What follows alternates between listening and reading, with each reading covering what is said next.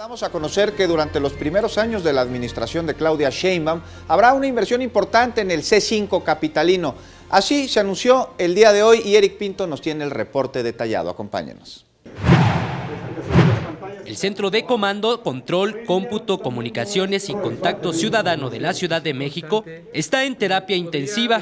Así lo reveló un diagnóstico realizado por un equipo de científicos a petición de la jefa de gobierno electa, Claudia Sheinbaum Pardo.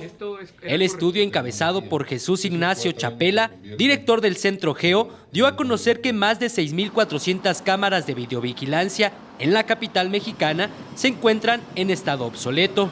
En la presentación del diagnóstico, la jefa de gobierno electa dio a conocer a Juan Manuel García Ortegón como el próximo coordinador del C5. El futuro funcionario informó que es necesario corregir varias dificultades en el Centro de Control y Comando. Algunas de ellas son las condiciones con las que los operadores se enfrentan, pues no tienen acceso a la información que se requiere, por ejemplo, del estado de fuerza y la ubicación geográfica.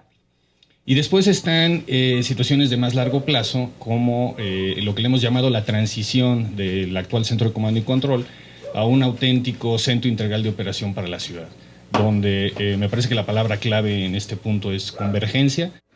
Por su parte, la jefa de gobierno electa dijo que entre las acciones que se llevarán a cabo para mejorar la operatividad del C5 se encuentra la incorporación de las más de 5,000 cámaras de videovigilancia del sistema de transporte colectivo, las más de 1,000 del Metrobús y todas las que operan en las fotomultas. Hay contratos que prácticamente se vienen repitiendo igual desde el inicio del C5 y la tecnología ha avanzado muchísimo. Entonces no puede repetirse lo mismo que se hizo en 2010, en 2018, como se ha venido haciendo, porque hay nuevas tecnologías. Con imágenes de Joel Arias, Eric Pinto, 21 Noticias.